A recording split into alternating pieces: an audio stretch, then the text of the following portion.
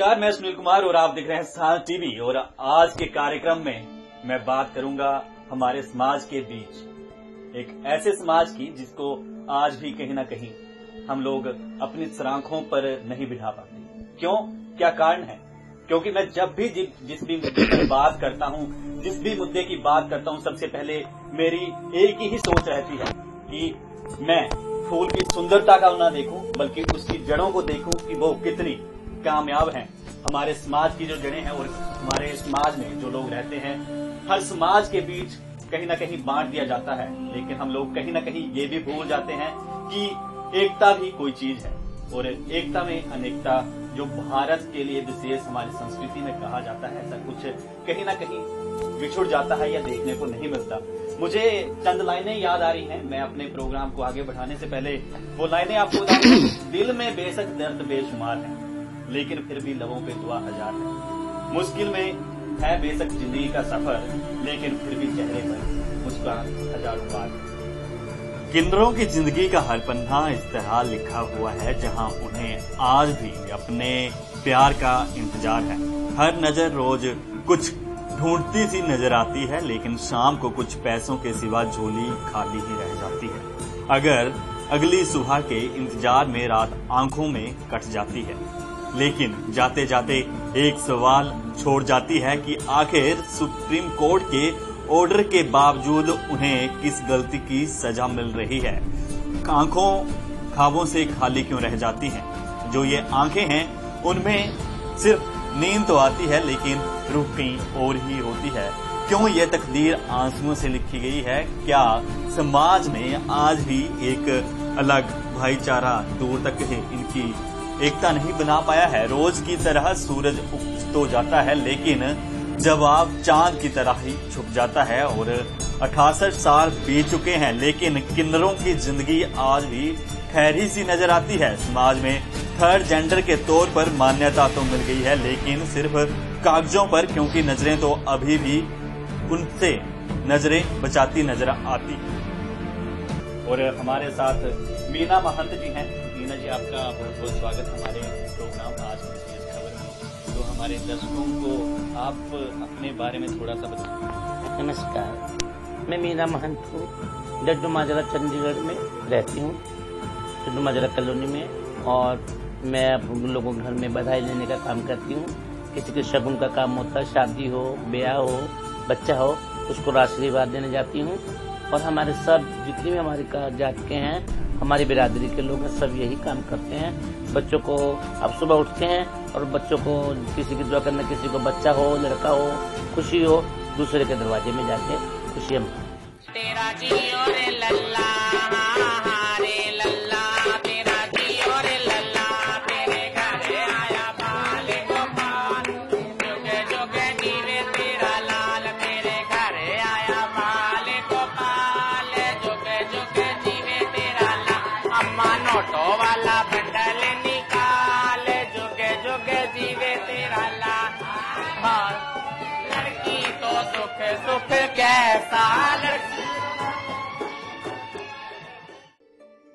अच्छा मीना जी, बहुत ही एक अच्छा काम जो आप हमारे समाज के लिए कर रहे हो, क्योंकि आज के दौर में मैं बात करूंगा, अगर एक पड़ोसी की भी तो पड़ोसी से जलता है। मतलब मैं जहां तक एक तबके की बात करूंगा, मैं पूरे दुनिया की बात करूंगा कि एक पड़ोसी से डरता है। लेकिन सदियों से प्रथा चल रही आ रही है। आप लोगों के घरों में खुशियों में शरीक होते हो, हर एक के लिए दुआ देते हो, आशीर्वाद देते हो।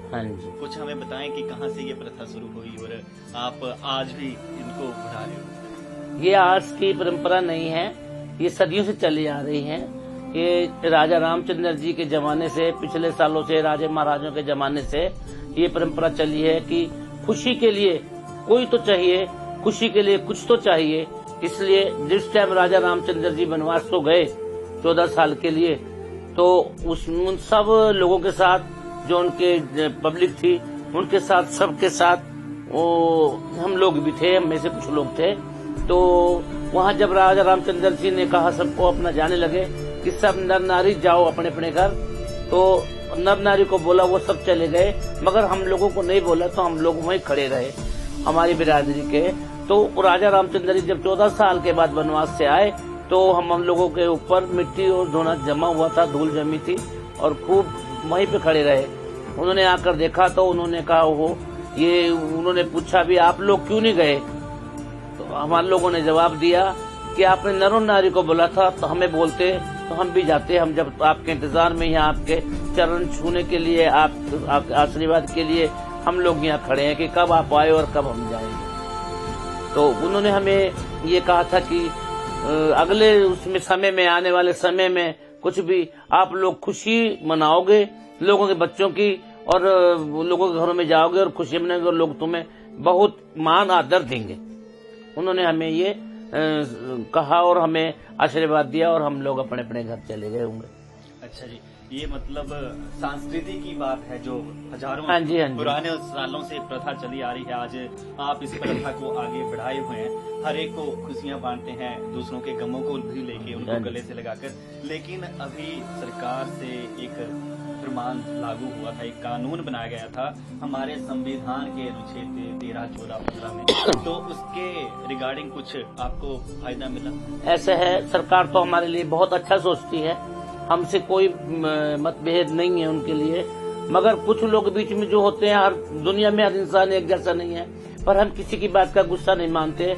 हमारी जो किस्मत में है वो हम अपना पा लिया हमने, और हम शुरू से यही चाहते हैं कि हम लोगों के घर में खुशियां मनाने जाएं और खुशी के लिए अगलों के घर में दरवाजा खोलने जाके तो खुशी मिले। हम अपना सुबह दरवाजा बंद करके दूसरे के दरवाजे पे खुशी का दरवाजा खुलवाते हैं। तो हमें यही है कि गवर्नमेंट ने, सरकार ने हमें तो सहूलियतें दे रहे हैं, सब कुछ कर रहे हैं, मगर अगर वो रिजर्वेशन के लिए या नौकरी के लिए या किसी चीज के लिए कहें तो किस किस को लगा सकते हैं। इसमें कुछ लोग हमारे बहुत बुजुर्ग हैं, कुछ लोग अनपढ़ हैं, कुछ थोड़े बहुत आज की जनरेशन जो है उसमें थोड़ा कुछ पढ़े लिखे हैं, तो उनको भी कितने को नौकरी लगाए। इसलिए हम ये चाहते हैं कि नौकरी की कोई वो नहीं है, नौकरी लगानी है तो जो पढ़े लिखे हैं उनको नौकरी भी लगा सकते हो, हमें कोई इतराज नहीं है। मगर हम तो सोशल भी करना चाहते हैं, हम सोशल कर सकते हैं, नौकरी को भी छोड़ो। हमें पहले उन्होंने कहा था कि बसों के अंदर हम लोगों होना चाहिए, बच्चों की बसें जो होती हैं, लड़कियों की स्कूल की बसें, उनमें हम लोगों को सर्विस मिलनी चाहिए, तो उसमें हमें कोई इतराज नहीं। मगर हम तो बिना किसी पैसे की किसी चीज की हम सेवा करेंगे, अपना काम नहीं छोड़ेंगे। हम अपना जो हमारा मांगने खाने का काम है, जो हमारे बच्चों का सेवा देने का काम है, वो हम कभी नहीं छोड़ सकते। कोई थोड़ा दे चाहे ज्यादा दे चाहे ना दे, हमने आशीर्वाद देख के आना है।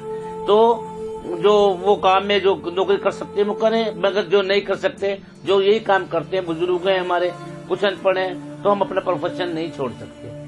बिल्कुल सही जी, कि हर तरह से समाज में हर सहयोग से तरक्की के रास्ते के लिए ये हर किस्म के लिए तैयार बैठे हैं, बहुत से काम कर रहे हैं, समाज सेवी इनके संगठन भी हैं। और भी मैं बहुत सी बातें करूंगा मीना जी के साथ और बताऊंगा आपको बहुत सी चर्चाएं इनके जुड़े हर एक समुदाय से। और फिलहाल उठते हैं एक ब्रेक के लिए।